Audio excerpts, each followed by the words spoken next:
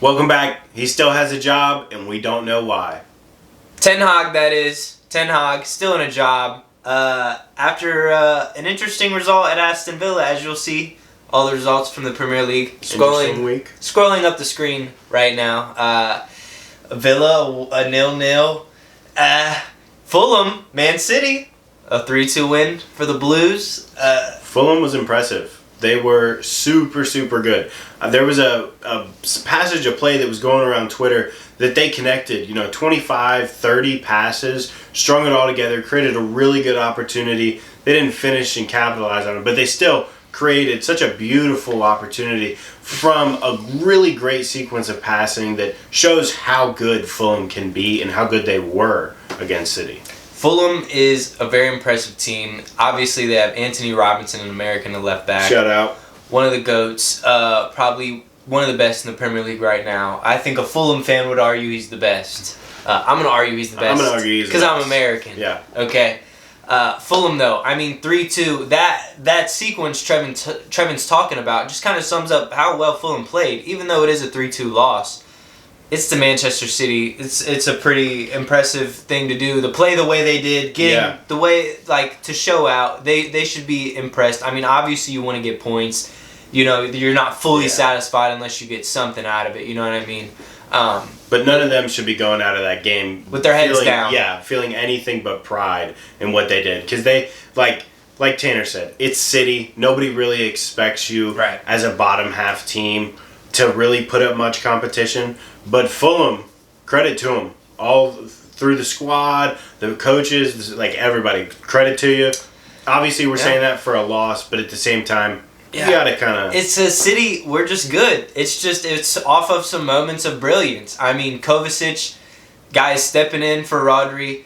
Is he going to do the role as well the whole season? No. And you could probably kind of see that in us conceding 2 goals. I think that was a small part of it. Obviously, there's more to it than just that. But we conceded 2 goals, letting Fulham plays the way they did. I mean, that's not normal of City. So it wasn't.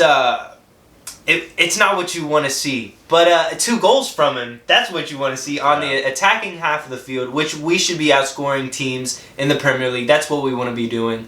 And that's what we had to do against Fulham because Fulham looked good. We had to outscore them 2 goals against Manchester City. That's a good way to end the game. Pretty decent. Man City, though, we're just too much. There's those individual moments of class. Kovacic, his goals, wow. Doku, man oh man. Guy comes on, scores a worldie. It's what was needed to win that game against Fulham. And we see Phil Foden coming back in, his first start or maybe first or second start in the Prem. In a while. He was there though. He's playing decent. I like seeing him back in. We obviously have a lot of players on the bench. We have some people hurt. We didn't see Kevin. We don't see Rodri, but we're going to be talking like that. Rodri, we're going to be saying that for the whole season, so that's going to be a broken record. And De Bruyne, he's probably just going to be kind of on and off. Yeah, so exactly. We need to expect that. We're a deep squad, though, overall, I think. Maybe not where we want to be. I still think we need to go out in January and get a holding midfielder. I think that this Rodri injury kind of shows. We don't really have somebody of Rodri's, even his skill level, his skill type, not his level. Nobody's really in the world is his level that we'd be able to go and get and ask them to sit on the bench. Right. So you need somebody at least with the same skill set or a similar skill set. We need to go find that player. Kovacic is not that guy.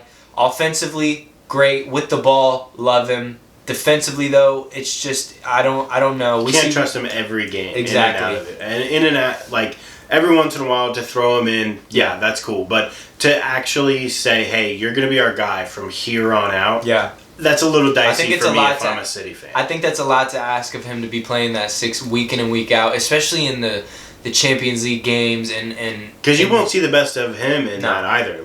He is not a 6. No matter what position he plays in, he does pretty decent, but you're just kind of discrediting his service at that point by relying on him to play in that 6. Yeah, I think the addition of players like Gundogan is really good. He can play a 6.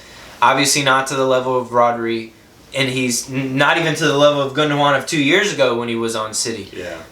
But still, he can do it. We have Rico Lewis inverting. Pep, the best with the inverting fullbacks, unlike some, which we'll get into in a second. But Rico Lewis, God love him, inverted fullback. He's amazing. I cannot wait to see what this kid turns into by the end of the season, how people are going to be speaking about him.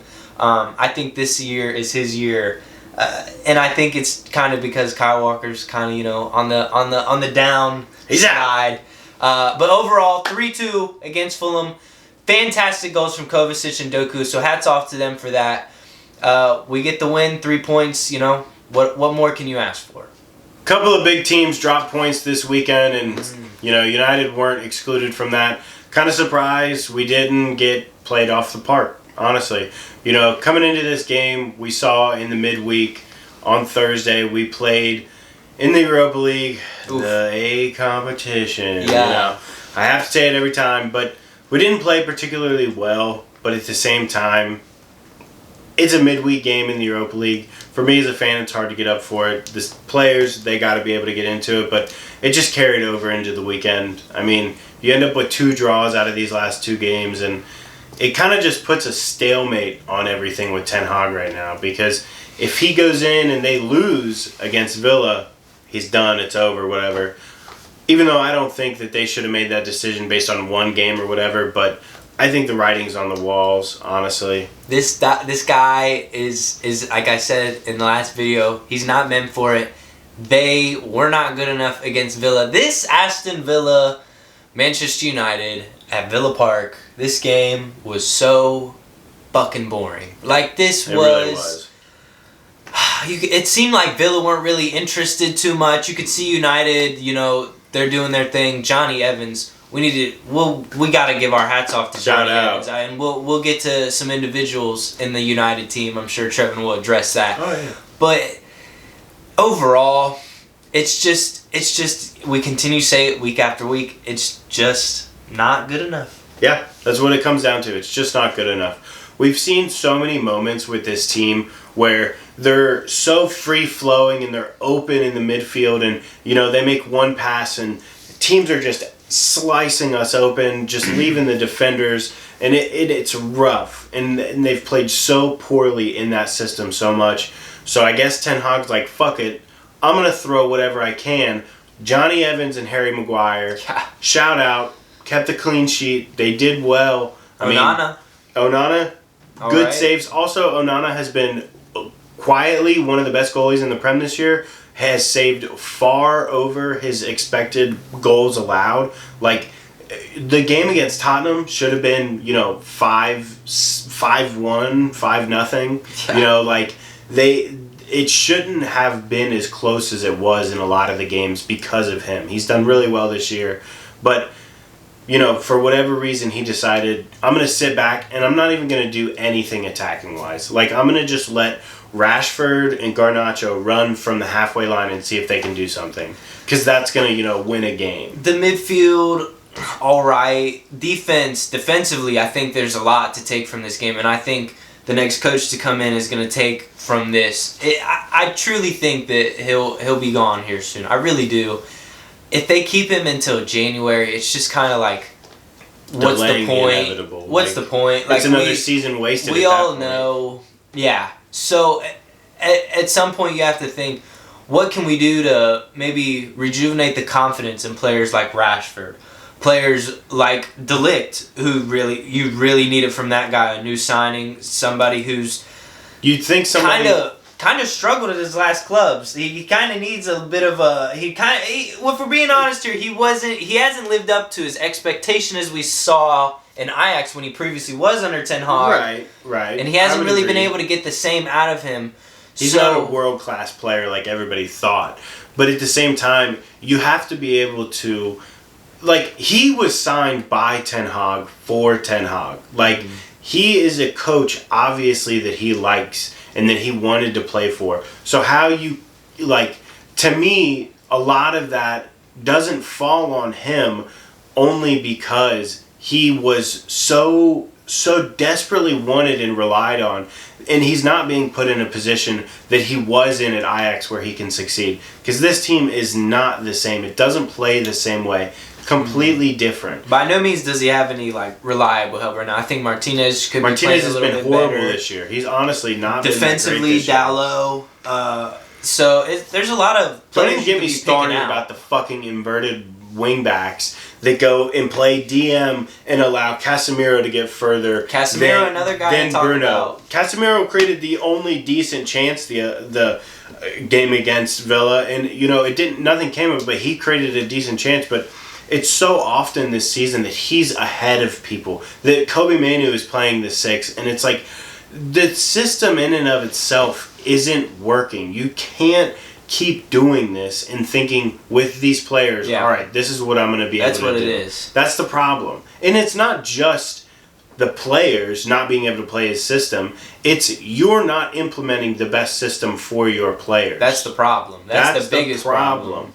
And they aren't at the point yet where they're like, okay, fuck this guy, he's about to go. We're not really playing for him. Because we've seen they're stagnated. Like 2 draws in the last 2 games, not been good. I think it's inevitable what's going to happen. Yeah. It just depends. Is it going to be Tuesday when they have their meeting, or is it going to be in the winter, or by some miracle is he going to be able to turn it around and we'll see him here next summer? That's all. That's the Prem. You saw the fixtures, the scores. We got Europe coming up. Yep. International break. International break. The USN Day under Pochettino. Roster selection, you've seen it. Let's go, the first game when it comes, man, you better believe we're gonna make a preview video, of course, before, and we're gonna let you know after those games happen what we think. Pochettino, I cannot wait to see. I'm excited to see this. Is the first time I've been excited. There's gonna be a bunch of friendlies. So long, I know, dude. It's friendlies. Who would have thought? Who would have thought? Nice.